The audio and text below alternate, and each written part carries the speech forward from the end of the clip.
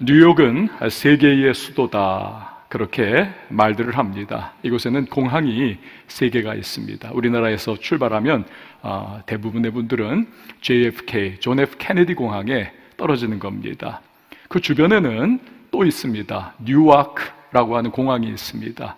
그 주변에는 또 하나 있습니다. 라구아디아라고 하는 공항이 있습니다. 이 라구아디아 공항은 판사로서 저명했던 이름을 날린 라구아디아 판사의 그 이름을 딴 것입니다. 유명한 일화가 그에게 있습니다. 어느 날 가난한 노인이 재판정에 들어옵니다. 4일 동안 굶었습니다. 너무너무 배가 고파서 빵을 훔쳤습니다. 장발장 같은 거예요.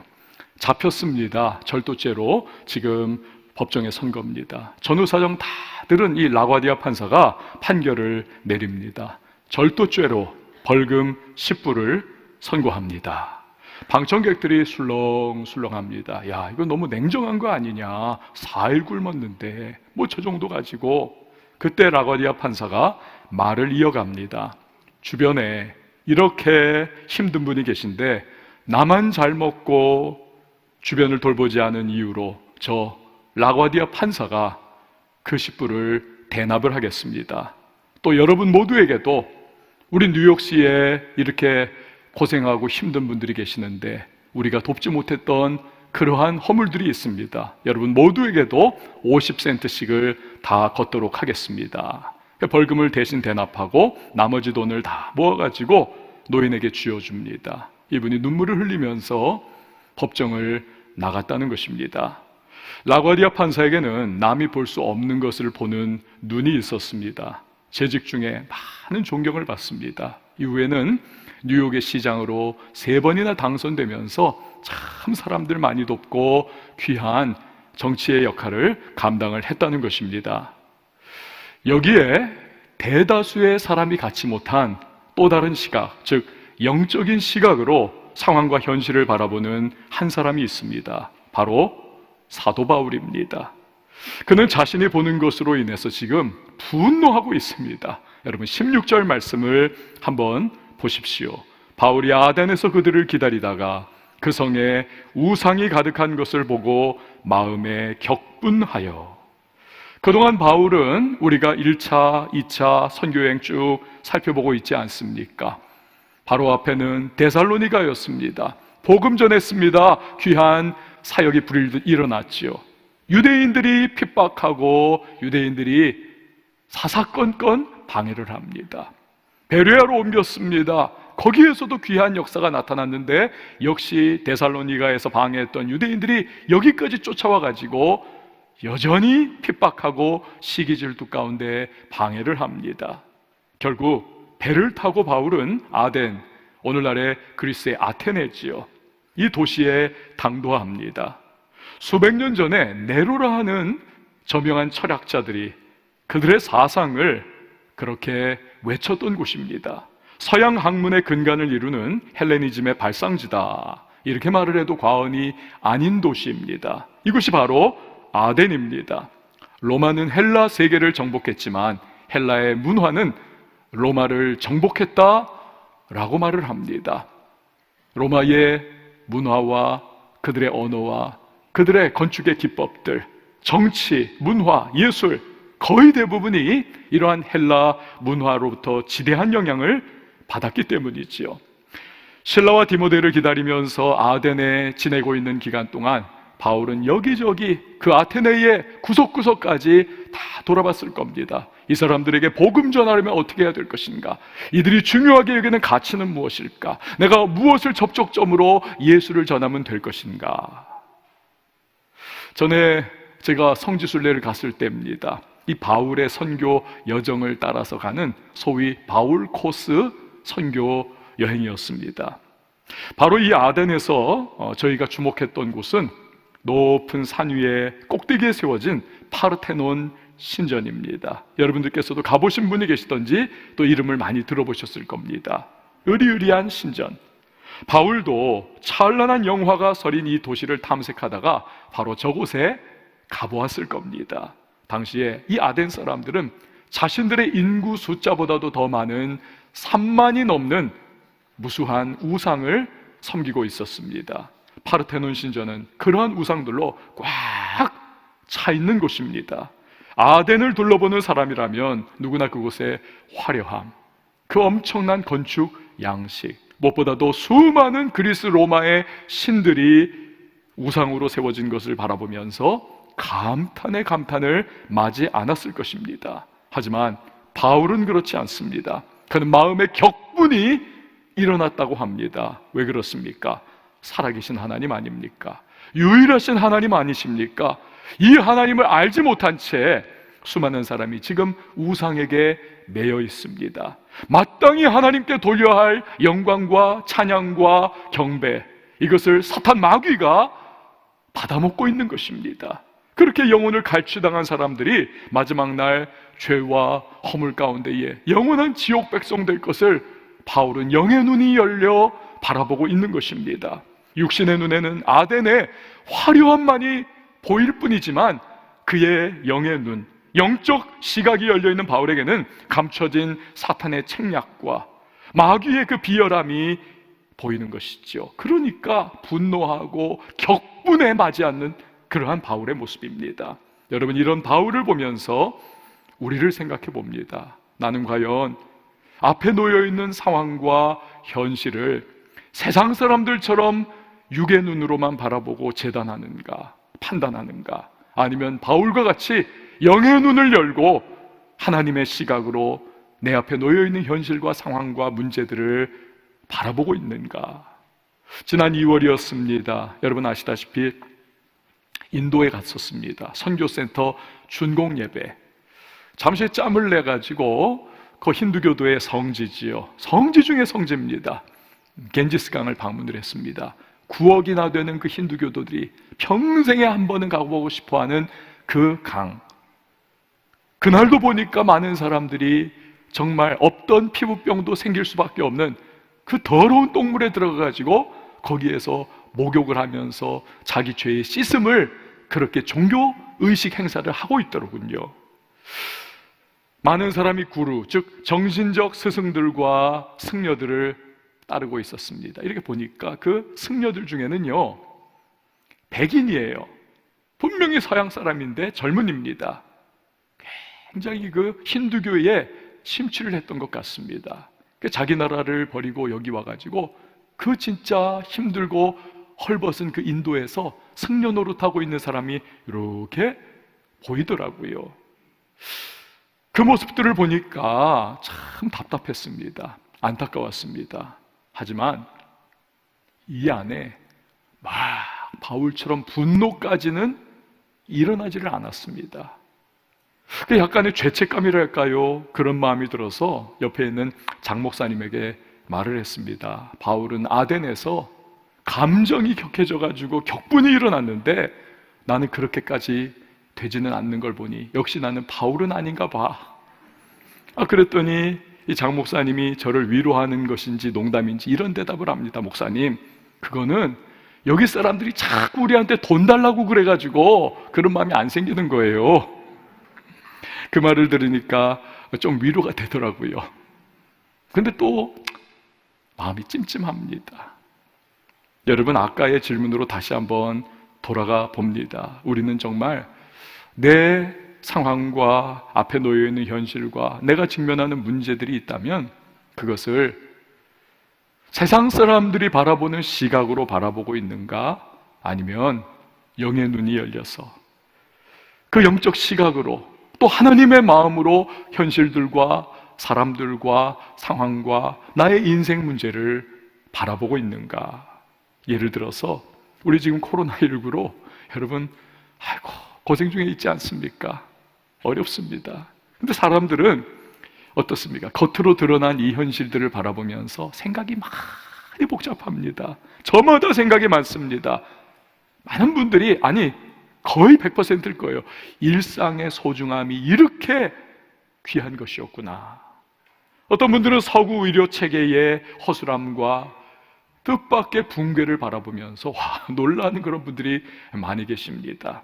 또 불황을 과연 어떻게 내가 뚫고 나가야 될 것인가? 아니 이미 불황 가운데 확 빠져가지고 사업이 휘청거리고 그 장사가 안 되는 그 상황 속에서 정말 신음하는 그런 분들이 계십니다. 이거 큰일 나는 거 아니야? 이러다 나 망해버리는 거 아니야? 좀 앞서가는 분들이라면 이 코로나19, 포스트 코로나 이 시기가 되면 어떻게 하면 이 변화하는 산업구조와 사회구조에 내가 앞장서서 잘 대처를 해서 오히려 이것을 디디고 리더가 될 수 있을까? 리딩 컴퍼니를 만들어 나갈 수 있을까? 이러한 복잡한 생각으로 고민에 빠져 있는 분들도 계실 겁니다. 물론 그런 것들도 필요하죠. 아니, 중요합니다. 그러나 우리들 크리스천은 이 상황을 영적인 시각으로 바라보는 데까지 우리는 나아갈 수가 있어야만 합니다. 우선 우리는 이 모든 상황은요, 역사의 주인 되시는 하나님께서 허락하셨기 때문에 우리 현실 속에 이루어졌다는 사실을 우리는 먼저 믿음으로 전제를 깔고 들어가야만 하는 것입니다. 내가 원하던 원치 않던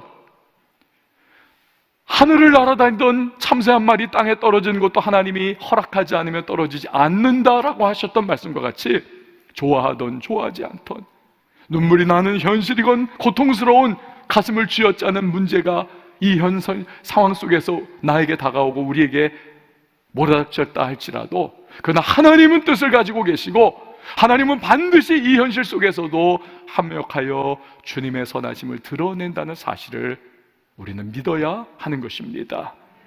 또한 이런 현실 속에서 하나님의 과연 나에게 무엇을 깨닫게 하실까? 내게 무엇을 기도의 제목 삼게 하실까? 내 삶이 어디가 변화하고 내 삶이 어디가 바뀌기를 하나님은 원하고 계실까? 이걸 생각할 줄 알아야만 하겠습니다. 이런 말 있죠, 여러분. 고통을 낭비하지 말라. 고통을 낭비하지 말라. 그냥 힘들다만 생각하다가 이 상황이 어느 땐가는 종식이 될 텐데 그러고 나면 또 그냥 아무 일 없었던 듯이 똑같은 일상생활로 그냥 다람쥐 쳇바퀴 돌듯이 그렇게 살아가는 모습이라면 여러분, 이 고통을 우리는 낭비하는 것일 뿐입니다. 고통을 낭비하지 말라는 말과 같이 이 상황 속에서 귀중한 영적인 교훈과 성장을 얻을 수가 있어야만 하는 것입니다. 우리들 크리스찬은 코로나19뿐만이 아니죠. 앞에 놓여있는 모든 내 삶에 다가오는 문제 상황들과 삶의 정황, 나의 인생의 모습들, 그 모든 것을 하나님의 시각으로 바라보는 영적인 눈이 열려야만 하는 것입니다. 그게 좋은 일이든 그것이 나쁜 일이든 그 안에 담겨있는 하나님의 뜻이 과연 무엇일지, 하나님은 어떤 마음으로 바라보고 계실지를 우리는 생각할 수 있어야만 합니다. 그럴 때에 세상 사람과는 다른 하나님의 백성의 모습으로 우리는 살아갈 수가 있는 것이지요. 바울이 바로 그겁니다. 아덴의 가득한 우상단지들을 보면서 하나님의 마음으로 바라보고 영적인 시각으로 바라보니 막 이 속병이 나려고 그래요. 우라통이 터지는 겁니다. 그 잃어버리는 영혼들을 바라보니까 격분이 일어나는 겁니다. 그때부터 그는 복음을 전하기 시작합니다. 보면 17절과 18절 말씀을 한번 보세요. 회당에서는 유대인과 경건한 사람들과 또 장터에서는 날마다 만나는 사람들과 변론하니 어떤 에피쿠로스와 스토아 철학자들도 바울과 쟁론할세. 어떤 사람은 이르되 이 말장이가 무슨 말을 하고자 하느냐 하고 어떤 사람은 이르되 이방신들을 전하는 사람인가 보다 하니 이는 바울이 예수와 부활을 전하기 때문이러라. 아멘. 여러분, 바울은 격분한 그 영적인 신령한 분노라고 해야 되겠죠. 그 마음을 가지고 복음을 전하는데 그 핵심 주제는 예수의 죽으심과 그의 부활이었다는 것입니다. 이 주제가 아덴 사람들에게는요, 즉각적으로 반향을 일으켰습니다. 특별히 철학자들, 부활을 믿지 않습니다. 격렬한 쟁론이 붙었습니다. 어떤 이들은 바울을 일컬어서 저거 말장이다. 여러분, 이 말장이라고 하는 헬라어는 남의 이런저런 이야기들을 긁어 모아가지고 자기도 이해하지 못하면서 퍼뜨리는 사람, 이걸 말장이라고 아주 하대하고 비웃는 그러한 표현입니다. 바울에 대해서 말장이다, 조롱을 하는 거죠. 이방신을 전하는 사람인가 보다 생각한 그런 아덴 사람들도 있었습니다. 당시에 이 아덴 사람들은 굉장히 지적인 욕구와 교만함이 가득했던 사람들입니다. 이 사람들, 그도 그럴 것이 수백 년 전에 바로 이 아덴에서 네로라는 철학자들, 그 소크라테스와 플라톤과 아리스토텔레스와 같은 이들이, 그 기라성 같은 철학자들이 거기에서 활동을 했습니다. 이런 전통을 이어받은 후예답게 대부분의 시간을 아덴 사람들은 새로운 사상을 접하고 그 사상을 듣고 토론하는 일에 대부분의 시간을, 지적 유희에 그들의 대부분의 시간들을 다 쏟았던 그런 사람들입니다. 그런데 바울이 이거는 전혀 들어본 적이 없는 새로운 말을 하거든요. 그런데 예수와 부활에 대한 이야기입니다. 결국 바울을 그 도시의 유명한 연설 장소였던 아레오바고 언덕에 데려가서 세웁니다. 여기서 너가 무슨 말인지 한번 해보라고. 저도 아테네 갔을 때 바로 이 아레오바고 언덕에 올라갔었습니다. 진짜 감기가 무량하더라고요. 2000년 전에 바울이 내가 발을 디디고 있는 이곳에 올라서서 아테네 사람들을 향하여 예수의 죽으심과 부활에 대한 복음을 그가 전했던 것이구나. 여러분 생각해 보십시오. 당시에 온 세상을 지배하던 이 헬라 문명, 특히 철학의 본산지 아덴입니다. 위대한 철학 아버지들이 그곳에 올라와서 그들이 자기의 아주 뛰어난 사상들을 설파를 했던 장소입니다. 아레오바고 언덕. 지금 바로 그곳에 바울이 서 있습니다. 저 사람이 대체 무슨 말을 할까? 수백 개의 눈동자가 바울만을 쳐다보고 있습니다. 미심쩍어하는 의심의 눈초리가 바울을 또한 쫙 뚫어지게 쳐다보고 있을 겁니다. 여러분, 웬만한 사람 같으면 위축받는 거죠. 이 대단한 장소, 그 거물 철학자들이 외쳤던 이 장소, 바울은 어땠을까요? 그런데 담대합니다. 22절과 23절 말씀을 한번 보시기를 바랍니다. 바울이 아레오바고 가운데 서서 말하되 아덴 사람들아, 너희를 보니 범사에 종교심이 많도다. 내가 두루다니며 너희가 위하는 것들을 보다가 알지 못하는 신에게라고 새긴 단도 보았으니 그런즉 너희가 알지 못하고 위하는 그것을 내가 너희에게 알게 하리라. 당시에 3만여 우상들에게 둘러싸여 살던 아덴 사람들은 한 가지 걱정거리가 있었습니다. 참, 이건 안 믿는 사람들의 걱정거리예요. 우리가 지금 수많은 우상들을 만들어 섬기고 있는데 만약에 이 외에 다른 신이 존재하면 어떻게 하나? 너희가 왜 딴 것들은 다 섬기고 나는 안 섬기냐 하면서 우리에게 해코지를 하면 어떻게 하는가? 이 두려움이 있었습니다. 그래서 그들이 기발한 생각을 해내요. 우리가 신을 하나 만들자. 그리고 이름을 붙였습니다. 알지 못하는 신. 그냥 모든 여타 나머지 신들을 다 뭉뚱그려가지고 그것을 또한 경배를 하는 겁니다.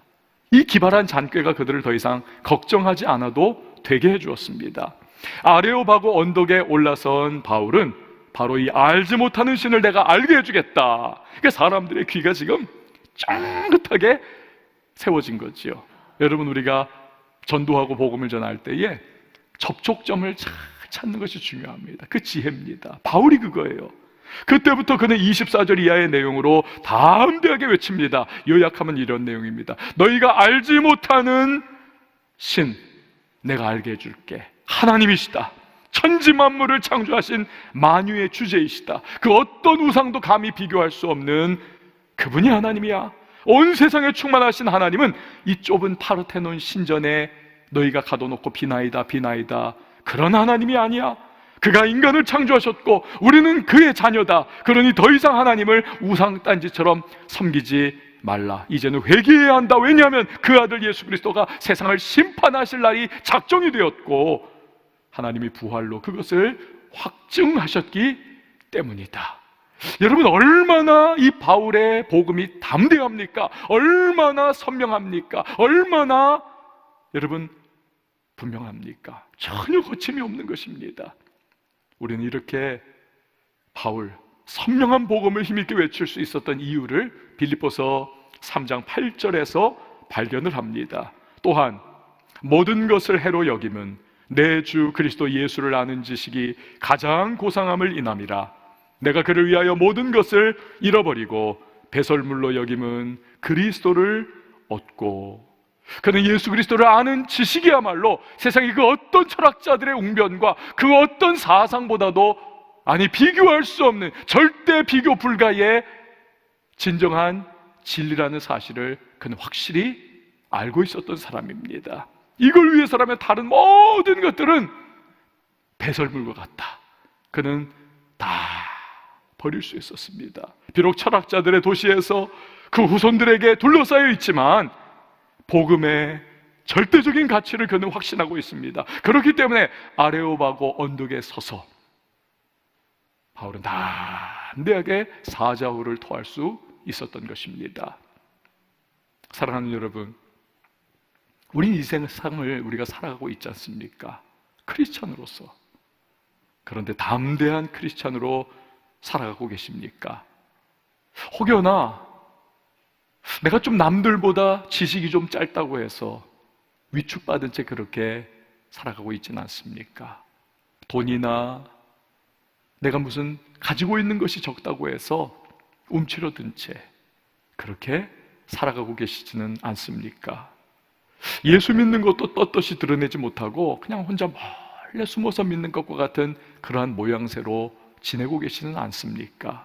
저는요, 우리 교회 담임 목사로서 우리 왕성교회 모든 성도님들 중에 진짜 그런 분은 한 분도 없기를 바랍니다. 정말입니다.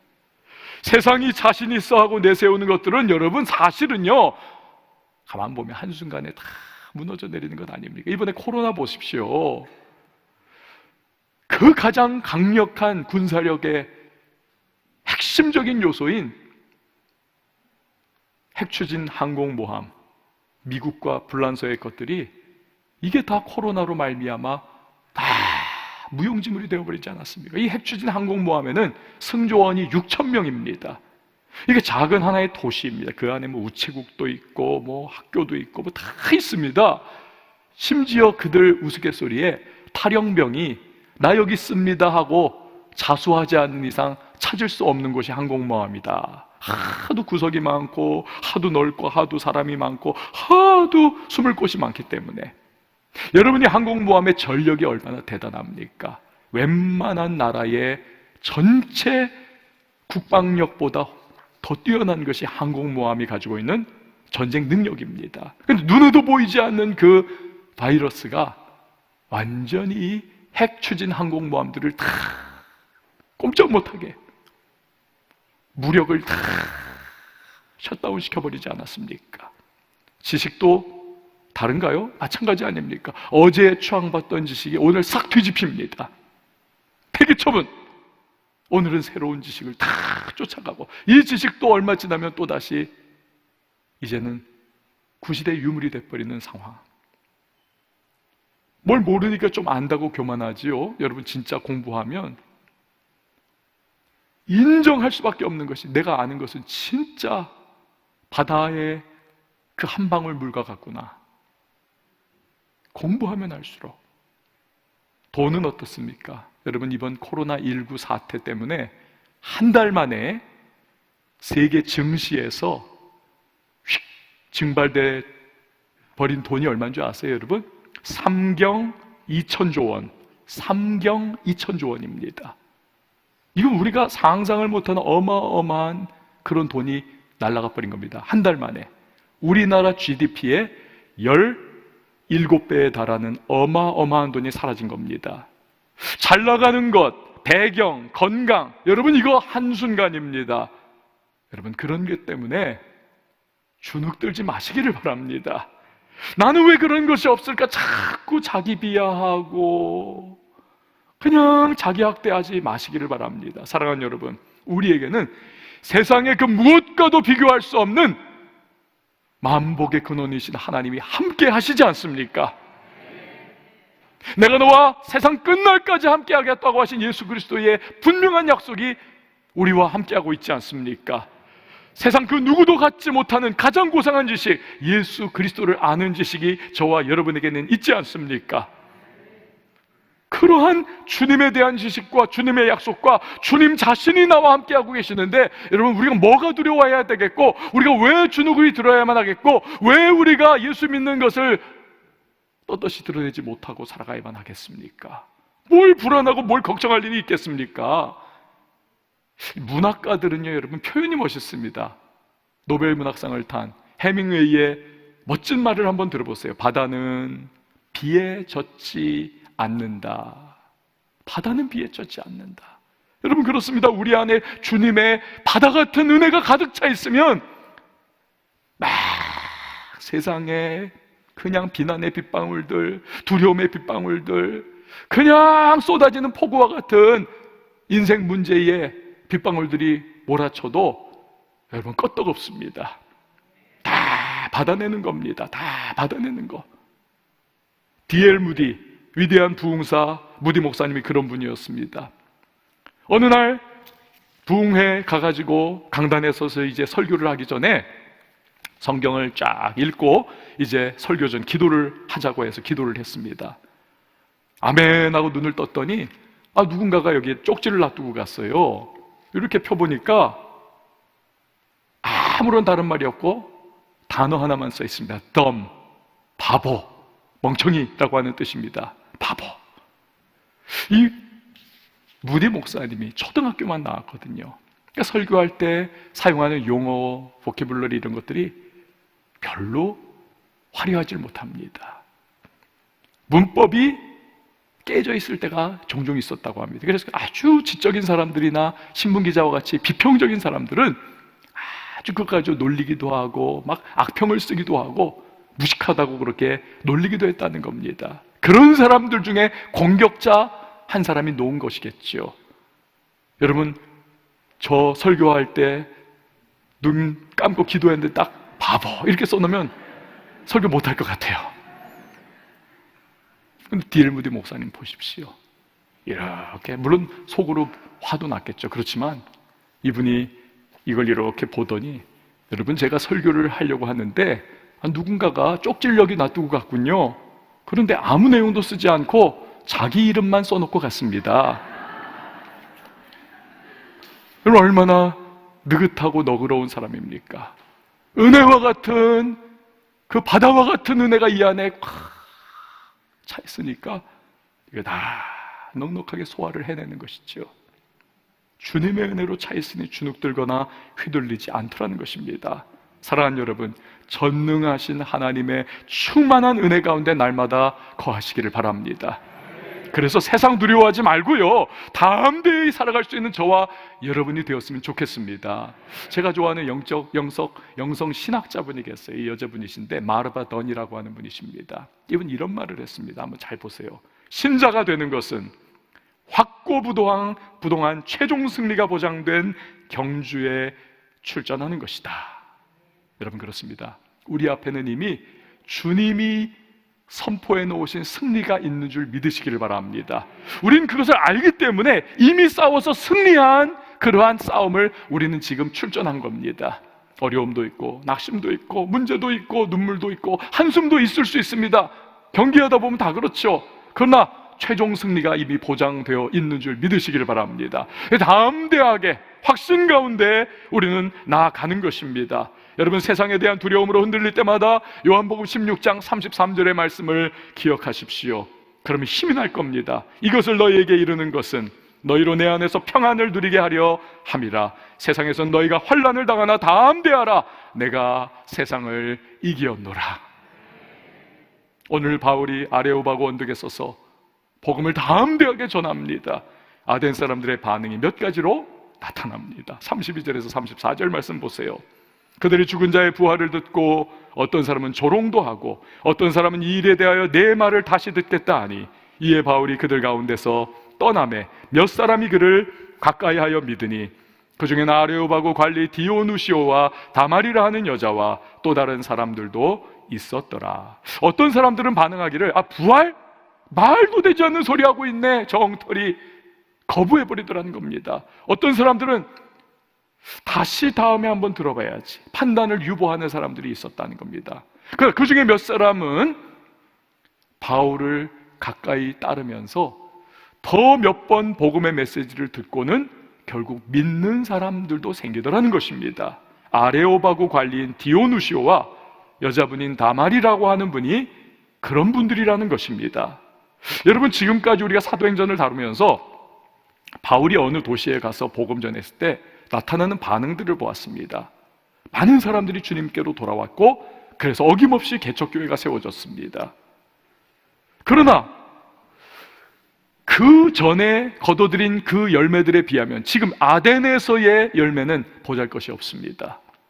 진리의 복음을 전했는데도 말쟁이라고 하는 그러한 비웃음을 샀습니다. 하지만 중요한 것은 바울은 자신이 전해야 할 복음을 어떠한 압박과 어떠한 무반응에도 불구하고 그는 묵묵히 헌신과 충성의 모습으로 전하며 오늘 해야 할 사명을 감당하더라는 것입니다. 아덴의 지적 교만에 가득 찬 사람들에게 그는 무슨 깊은 인상을 심어주려 한다거나 자신의 지적인 높은 수준을 드러내어서 인정받고 싶어하는 그러한 모습을 드러내 보이지를 않습니다. 오직 그에게는 하나님의 평가만이 중요할 뿐입니다. 하나님만을 바라보면서 묵묵히 복음의 정수만을 전하고 있습니다. 그런데 그럴 때 하나님은 아덴의 사람 중 몇 사람을 구원해 주십니다. 교회 전생에 의하면 바로 이 아레오바고에 관한 디오누시오는 후에 아덴의 첫 번째 교회의 감독이 되었다는 것입니다. 사랑하는 여러분, 우리는 누가 알아주기를 원합니다. 알아주지 않으면 우리는 막 미치고 싶은 마음이 들 때도 있어요. 인정받고 싶어가지고. 그렇죠? 주목해주지 않고 박수 쳐주지 않으면 우리는 너무너무 힘들어합니다. 하지만 그 순간에도 주님 앞에 여전히 우리는 헌신되고 충성스러운 모습으로 서 있을 수 있을 것인가? 우리가 내 삶의 자리 혹은 사역의 현장에서 아무도 우리를 알아봐주지 않아도 그곳에서 주님의 평가, 그것이면 족합니다는 그 마음 가지고 오늘의 발걸음을 떼어나가고 오늘의 팔소매를 걷어붙이고 땀 흘리며 섬기고 헌신하고 인생 살아가는 그 꾸준한 묵묵한 모습이 우리에게 있습니까? 여러분, 우리가 그러한 태도를 갖고 산다면 결과는 걱정하지 마세요. 하나님께서 책임져 주실 줄 믿으시길 바랍니다. 영국의 어느 조그만 마을에 교회가 있었습니다. 새로운 젊은 목사님 부임해 오셨고 1년 동안 열심히 전도하고 목회를 했습니다. 그러나 자기가 볼 때의 열매가 너무나 보잘것없습니다. 어른은 한 사람도 교회 구원받아 나오지 못했고 단 10대의 어린 소년 하나만이 이 목사님 오신 이후로 구원받아 나오게 되었을 뿐입니다. 그는 큰 좌절에 빠집니다. 내가 이렇게 무력하게 목회를 하는데 하나님 앞에 나중에 서면 내가 얼굴을 들 수 있을까? 내가 평생 목회해야 되는데 내 이런 목회를 내가 감당을 할 수가 있을까? 그런데 여러분 보십시오. 이 소년이 누군가? 훗날 아프리카 선교의 터를 닦은 로버트 모펫 선교사가 됩니다. 그리고 이 소년, 이 로버트 모펫 선교사로부터 크게 영향을 받은 그의 사위가 역시 아프리카의 선교를 위하여 들어갑니다. 그게 누구인가요? 바로 영국이 자랑하는 위대한 탐험가요 선교사인 데이비드 리빙스턴입니다. 여러분이 보시는 왼쪽에 있는 분이 모펫 선교사님, 오른쪽이 그의 사위인 리빙스턴 선교사. 여러분 생각해 보십시오. 나는 실패자야. 1년 동안 죽으라고 내가 전도하고 복음 전했지만 어른들은 한 명도 이 보잘것없는 10대 아이 하나만 왔어. 좌절하고 낙심했지만 그러나 그 한 소년을 통하여 아프리카의 수많은 사람들이 주님 앞에 구원받아 나오는 놀라운 역사가 이후에 하나님의 성실하신 은혜의 역사 가운데 나타나게 되더라는 것입니다. 여러분, 우리가 하나님 앞에 헌신하고 충성하면 열매는 주님이 맺어주실 줄 믿으시기를 바랍니다. 우리 눈에는 그 열매가 보이지 않을 수도 있습니다. 그러나 결코 헛되지 않도록 주님이 주님의 때에 주님의 방법으로 일해 주시는 것입니다. 전에 우리 왕성교회 왕성신문에 여러분 보셨죠? 장애인 부서를 섬기는 두 분의 집사님의 간증이 실린 적이 있습니다. 25년을 그 장애인 부서를 섬겼습니다. 25년을. 그 25년 동안 교역자만 7번 바뀌었습니다. 이게 얼마나 긴 세월이었는지 여러분 아시겠죠? 쉽지 않은 사역이었고 기간이었을 겁니다. 장애인 부서는 거의 선생님과 학생이 1대1입니다. 그거 다 돌봐줘야 하거든요. 근데 놀라운 고백을 하고 있습니다. 누구나 3년 동안 장애인 부서 섬기면 그냥 가족처럼 돼버리는 요상한 부서가 장애인 부서입니다 라고 고백을 하더라고요. 그리고 가정적으로 가장 힘들었을 때 오히려 장애인 부서를 섬기며 주님이 주시는 진정한 회복을 맛보았다는 겁니다. 주일에 매주마다 일산에서 우리 교회까지 왔다 갔다 25년 동안 계속 하면서 주님 주시는 진정한 회복을 오히려 맛보았고, 때를 따라 돕는 주님의 은혜 때문에 그 먼 길 오히려 감사할 수 있었다는 것입니다. 여러분, 주님 안에서 묵묵하게 헌신하고 충성하는 이런 분들로 인해서 우리 교회가 세워지는 것입니다. 복음이 전해지는 것입니다. 천하보다 귀한 영혼이 주님 앞에 돌아오는 것입니다. 주님은 그 흘리는 땀방울을 하나도 잊지 않으십니다. 저와 여러분이 주 안에서 여러분 충성된 일꾼들이 되기를 바랍니다. 우리 살아갈 때에 눈물 나는 현실과 답답한 삶의 순간들이 다가오지만 우리 포기하거나 낙심에 빠져 있지 말고 다시 일어나서 나를 응원해 주시는 그 하나님 알아주시면 된다, 이 마음 가지고 여러분 다시 한번 도전하고 인생의 발걸음을, 오늘의 디뎌야 될 그 한 걸음을 내디디는 저와 여러분이 됐으면 좋겠습니다. 기도의 자리를 지키고 누가 알아주든 알아주지 않던 예배의 자리를 지키고 주님이 놓아두신 삶의 자리를 지키는 성도님들이 되기를 바랍니다. 그러면 반드시 주님의 때에 주님의 방법으로 역사해 주십니다. 바라는 것은 세상 사람들의 시각이 아니라 바울과 같이 영적인 시각이 열려 상황들을 바라보고 그 철학자들의 도시, 위대한 철학자들이 외쳤던 그 아레오바고 언덕에서 담대하게 예수님을 전했던 바울처럼 우리 역시도 담대하게 세상 가운데 살아가고 묵묵하게 누가 알아주든 알아주지 않던 충성과 헌신의 마음으로 우리 인생 발걸음 떼어나갈 수 있는 저와 여러분이 될 수 있기를 예수님의 이름으로 축원을 드립니다. 우리 시간 함께 찬양하고 기도하겠습니다. 여러분, 예수 그리스도 죽으시고 부활하신 그분, 우리 어린 양이십니다. 예수 그리스도를 바라보고 그분을 우리 의지하며 나갈 때마다 소망이 있고 능력이 되고 그리고 삶에 힘이 솟습니다. 그래서 우리 그분을 늘 찬양하는 것이고, 날 위하여 모든 십자가의 고난 받으셨고 죽으셨다 사신 만왕의 왕 되신 그분을 우리 경배하는 겁니다. 이 시간에 오늘 예배 자리에 나오신 우리 모든 사랑하는 성도님들, 그 예수 그리스도를 사랑하십니까? 그 예수 그리스도가 나의 구주이심을 믿으십니까? 그 예수 그리스도 때문에 우리가 오늘도 살아가는 것을 여러분 기억하십니까? 그분 찬양하십시다. 노래하십시다. 고백하십시다. 하나님 어린 양, 하나님 어린 양, 독생자 예수 날 위해 죽으신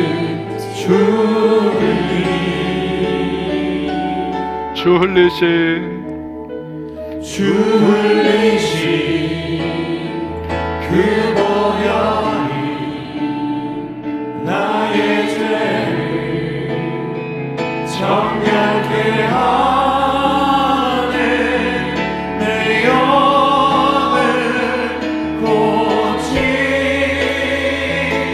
고치시네. 성축하리라.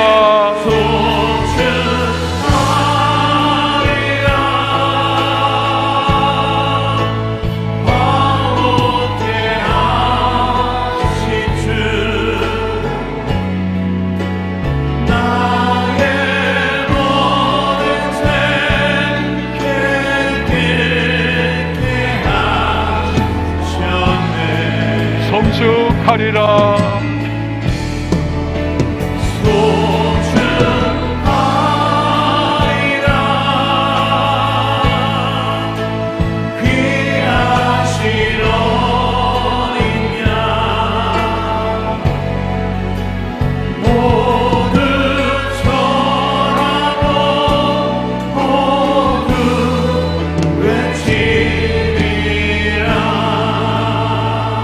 하나님 어린 양 독생자 예수,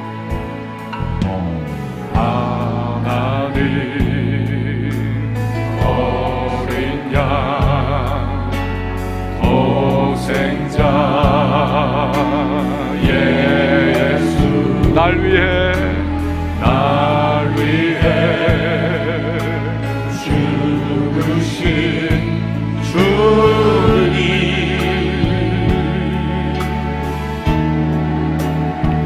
주 흘리신 그 보혈이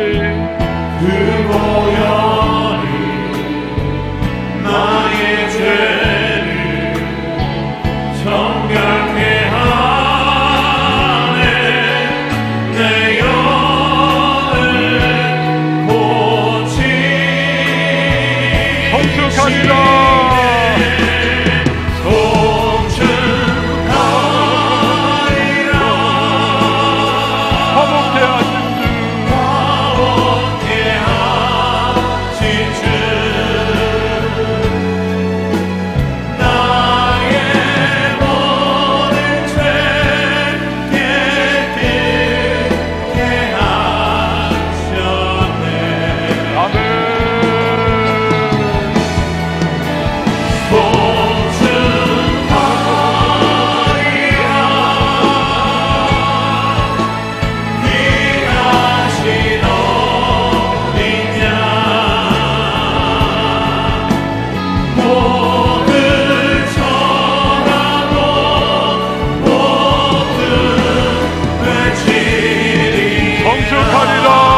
화목케 하신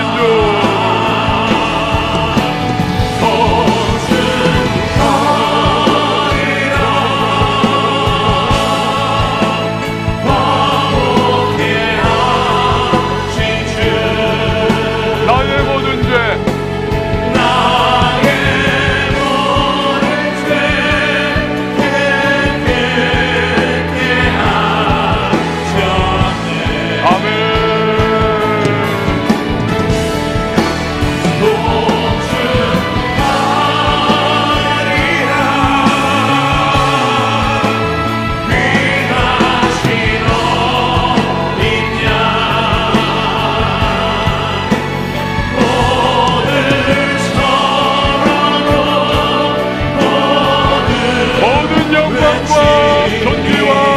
받으소서.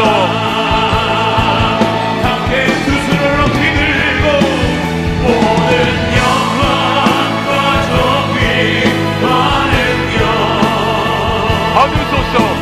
받으소서. 받으소서. 영광과 존귀와 능력 받으소서.